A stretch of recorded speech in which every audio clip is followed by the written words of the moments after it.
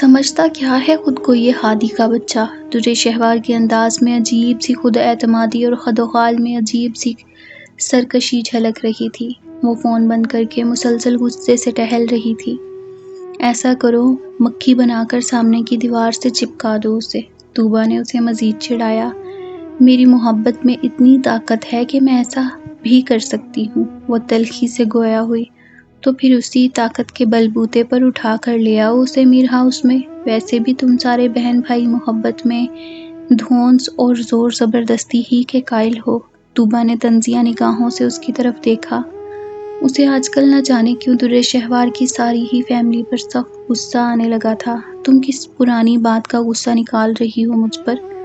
درِ شہوار کے لہجے میں بلا کی کاٹ تھی۔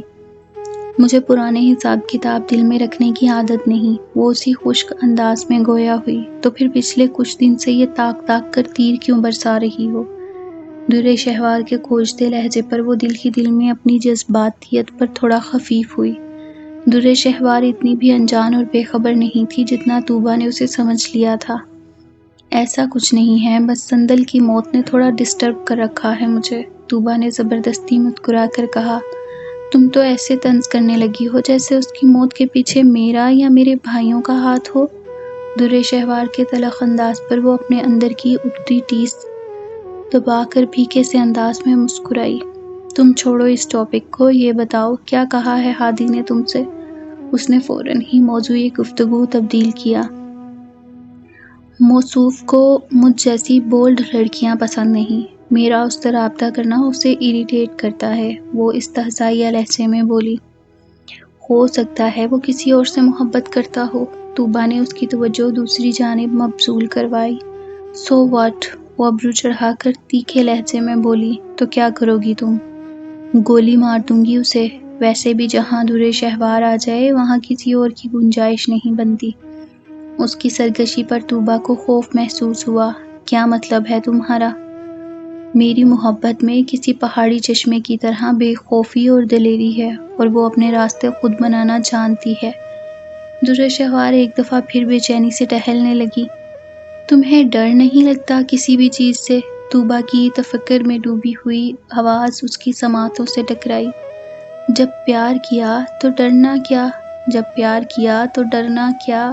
وہ بلند آواز میں گنگناتے ہوئے اپنے کمرے کی اس کھڑکی کے پاس آ گئی تھی جو ہادی کے کمرے کی طرف کھلتی تھی۔ پردہ پیچھے ہٹا کر وہ کوہنیاں جما کر تھوڑا جھک کر کھڑی ہو گئی۔ رات کے اندھیرے میں ہادی کے کمرے میں جلتی لائٹ کی وجہ سے اندر کا منظر بالکل واضح تھا۔ وہ اپنے بیڈ کی پشت سے ٹیک لگائے سیل فون پر کسی سے بات کر رہا تھا۔ درِ شہوار نے چونک کر وال کلاک پر ٹائم دیکھا۔ رات کے 2:30 بج رہے تھے۔ ہادی کے چہرے پر پھیلی نرم سی مسکراہٹ نے اسے چونکا دیا۔ رات کے اس پہر انسان خوشگوار موڈ میں کسی سے بات کر سکتا ہے؟ اس سوال کا جواب وہ سوچنا نہیں چاہتی تھی، اس لیے اس نے خوفزدہ ہو کر کبوتر کی طرح آنکھیں بند کر لیں اور چپ چاپ طوبیٰ کے برابر آ کر لیٹ گئی۔ پچھلے 10 دن سے وہاج کی حالت سخت بری تھی۔ وہ ہلکی سی آہٹ پر چونک جاتے اور ایک لمحے میں ان کی رنگت متغیر ہو جاتی۔ بے چینی اور خوف ان کے پورے وجود میں لہو کے ساتھ گردش کرنے لگا تھا۔ آپ کی طبیعت ٹھیک ہے؟ اس دن فارحہ نے گرین ٹی کا کپ ان کو پکڑاتے ہوئے فکر مند انداز میں دیکھا۔ کیوں، مجھے کیا ہوا؟ انہوں نے خود کو سنبھالتے ہوئے اپنی طرف سے بے ساختگی کا مظاہرہ کیا۔ کچھ دن سے ٹینشن میں لگ رہے ہیں آپ، وہ ہلکا سا جھجک کر بولی۔ دماغ ٹھیک ہے تمہارا؟ تم سے انسانوں کی طرح بات کیا کر لی، تم تو سر پر ہی کھڑے ہو کر ناچنے لگی ہو۔ ان کے لہجے کی گراہٹ پر فارحہ گھبرا سی گئیں۔ نہیں، میرا مطلب تھا کہ کوئی پریشانی والی بات تو نہیں؟ وہ ہونٹ کاٹنے لگی۔ کیوں، میں نے کیا کیا ہے جس سے پریشانی لاحق ہو مجھے؟ وہ خواہ اپنی صفائی دینے لگے۔ ویسے ہی پوچھ رہی تھی کیونکہ میں تو خود بہت اپسیٹ ہوں سندل کی وجہ سے۔ فارحہ کی بات پر اس کا دل بری طرح دھڑکا۔ سندل کی وجہ سے؟ وہ کیوں؟ انہوں نے انجان بن کر پوچھا۔ میر ہاؤس میں سبھی کہہ رہے تھے کہ وہ نور محل آنے کے بعد بہت چینج ہو گئی تھی۔ فارحہ کا لہجہ سادہ تھا لیکن وہاج کا رنگ اڑ گیا۔ مطلب کیا ہے اس بات سے ان لوگوں کا؟ وہ فوراً اٹھ کر بیٹھ گئے۔ یہی بات تو سمجھ نہیں آ رہی مجھے۔ یہاں تو وہ بالکل ٹھیک تھی۔ فارحہ اپنی پیشانی پر آئی لٹوں کو سنبھالتے ہوئے سادگی سے بولی، دماغ خراب ہو گیا ان لوگوں کا۔ بھلا یہاں اسے کیا ہونا تھا؟ میں بات کروں گا داجی سے۔ وہاج کی بات پر وہ بری طرح گڑبڑا گئی۔ نہیں نہیں، پلیز ان سے کوئی بات مت کیجیے گا۔ کیوں؟ یہ تو گھر کی خواتین کی بات ہے اور اچھا نہیں لگتا کہ داجی تک پہنچے۔ وہ کیا سوچیں گے؟ فارحہ کی بات پر وہ تھوڑا پرسکون ہوئے۔ ویسے کیا کہہ رہے ہیں میر ہاؤس والے؟ کیوں کیا اس نے ایسا؟ انہوں نے نظریں چرا کر آہستگی سے پوچھا۔ کسی کو بھی اصل وجہ نہیں معلوم۔ پتہ نہیں کیا چل رہا تھا اس کے ذہن میں۔ چلنا کیا ہے؟ مجھے تو پہلے دن سے وہ کچھ پاگل سی لگی تھی، کھڑے کھڑے سوچ میں گم ہو جانا اور الٹے سیدھے کام کرنا۔ اچھا مجھے تو کبھی ایسا نہیں لگا۔ اس کا سادہ سا لہجہ وہاج کو تڑپا گیا۔ تمہارا کیا مطلب ہے؟ میں جھوٹ بول رہا ہوں؟ ان کا مزاج برہم ہوا۔ نہیں، وہ بوکھلا کر اپنے مجازی خدا کا خفا خفا سا چہرہ دیکھنے لگی۔ میں تو ویسے ہی بات کر رہی تھی۔ اب زبان بند کرو اپنی اور لائٹ آف کرو، سونا ہے مجھے۔ وہ اپنے سابقہ اکھڑے ہوئے لہجے میں گویا ہوئے۔ جی۔ فارحہ سستی سے اٹھی اور اس نے جیسے ہی سوئچ آف کیا پورے کمرے میں تیرگی کا راج ہو گیا۔ وہاج کا دل گھبرانے لگا۔ سنو، لائٹ جلا دو۔ وہ جو اپنے بیڈ پر آ کر بیٹھی ہی تھی اس نئی فرمائش پر حیران ہوئی۔ وہ کیوں؟ گھٹن سی محسوس ہو رہی ہے مجھے۔ وہ اٹھ کر اپنا سینہ سہلانے لگے۔ فارحہ نے جلدی سے لائٹ جلا دی اور تفکر کے عالم میں ان کا چہرہ دیکھنے لگی۔ ماتھے پر پسینے کی ننھی بوندیں اس بات کی گواہ تھیں کہ وہ سچ کہہ رہے ہیں۔ وہاج آپ ٹھیک تو ہیں نا؟ ہاں، اور پلیز مجھے گھورنا بند کرو اور چپ کر کے سو جاؤ۔ وہ خاصی بدلحاظی سے بولے تو فارحہ خفت کا شکار ہوئی۔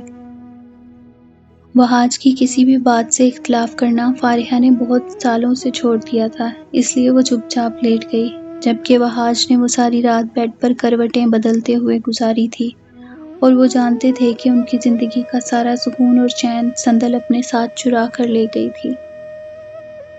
جس وقت وہ گھر داخل ہوئی، شام کے سرمئی سائے مارگلا کی پہاڑیوں پر اپنا مسکن بنا چکے تھے۔ دن بھر کی ناکام کوششوں کی تھکن نے اسے کافی حد تک نڈھال کر دیا تھا۔ سامنے رینا بیگم انتہائی پسماندہ انداز میں صوفے پر نیم دراز تھیں۔ اسے دیکھتے ہی وہ بجلی کی سی سرعت سے اٹھیں۔ کچھ پتہ چلا رومی کا؟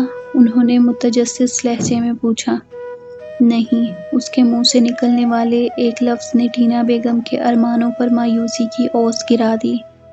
3 دن ہو چکے ہیں، سمجھ نہیں آتی زمین کھا گئی یا آسمان نگل گیا۔ شہرزاد نے بلند آواز میں تبصرہ کیا۔ سیفی نے بھی اپنے ذرائع سے پتہ کروایا ہے۔ اس سارے قصے میں جسٹس محمود کی فیملی کا کوئی ہاتھ نہیں۔ وہ اپنی کن پٹیاں دباتے ہوئے پریشانی سے بولیں۔ آخر کون لوگ ہو سکتے ہیں وہ؟ یہی تو سمجھ نہیں آ رہی۔ وہ اپنی پیشانی رگڑتے ہوئے افسردگی سے گویا ہوئی۔ موم، آپ کا کوئی کاروباری حریف تو نہیں؟ شہرزاد نے بجھے ہوئے لہجے میں پوچھا۔ ناٹ ایٹ آل، کوئی بھی اتنی چیپ حرکت نہیں کر سکتا۔ انہوں نے فوراً نفی کی اور ایک دفعہ پھر بے چینی سے ٹہلنے لگی۔ شہرزاد کو دیکھ کر ملازم ایک ٹرے میں کافی کا مگ رکھ کر لے آیا تھا۔ وہ جانتا تھا کہ چھوٹی بی بی گھر آتے ہی سب سے پہلے کافی پیتی تھی۔ سارا دن خواری میں گزر گیا۔ شہرزاد نے تھکے تھکے انداز میں کافی کا مگ اٹھایا۔ مسز قریشی کیا کہتی ہیں؟ انہوں نے خاصی بے بسی اور لاچاری سے اپنی بیٹی کی طرف دیکھا، جس سے اب انہیں بہت امیدیں وابستہ تھیں۔ یہی کہ ہمیں FIR کٹوانے کے بعد کچھ دیر انتظار کرنا چاہیے، وہ قدرے اکتائے ہوئے انداز میں بولی۔ رمیسا کے اغوا نے اس کی زندگی کے سارے شیڈول کو درہم برہم کر کے رکھ دیا تھا۔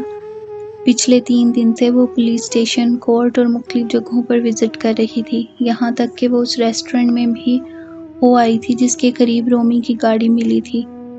بیگم صاحبہ، سیف الرحمن صاحب آئے ہوئے ہیں۔ ملازم کی اطلاع پر وہ دونوں چونکی۔ انہیں ڈرائنگ روم میں بٹھاؤ، آ رہی ہوں میں۔ وہ اپنے بیڈ روم کی طرف بڑھتے ہوئے رکی۔ تم ملو گی ان سے؟ نہیں، تھوڑا کام ہے مجھے، شہرزاد نے نظریں چرا کر جواب دیا۔ اوکے، میں ذرا حلیہ ٹھیک کر آؤں۔ وہ اپنے بیڈ روم کی طرف چلی گئیں۔ شہرزاد کا دل دکھ کے گہرے احساس سے بھر گیا۔ اس کا تعلق اس کلاس سے تھا جہاں کسی کی اچانک مرگ پر بھی لوگ مکمل تیاری کے ساتھ جاتے تھے، لیکن وہ پچھلے 3 دن سے ایک ہی جینس میں گھوم رہی تھی اور 2 دفعہ ٹینا بیگم سے ڈانٹ کھا کر بس شرٹس چینج کر لیتی، لیکن اس کا دل کسی بھی چیز کے لیے آمادہ نہیں ہو رہا تھا۔ رمیسا کے ساتھ ہونے والے اس سانحے نے اسے اندر تک ہلا کر رکھ دیا تھا۔ وہ بوجھل قدموں سے چلتے ہوئے اپنے روم میں آ گئی۔ اس کا سر درد سے پھٹا جا رہا تھا۔ پین کلر لینے کے بعد اس نے حمزاد کا سیل نمبر ڈائل کیا۔ دوسری طرف پہلی ہی بیل پر کال اٹینڈ کر لی گئی تھی۔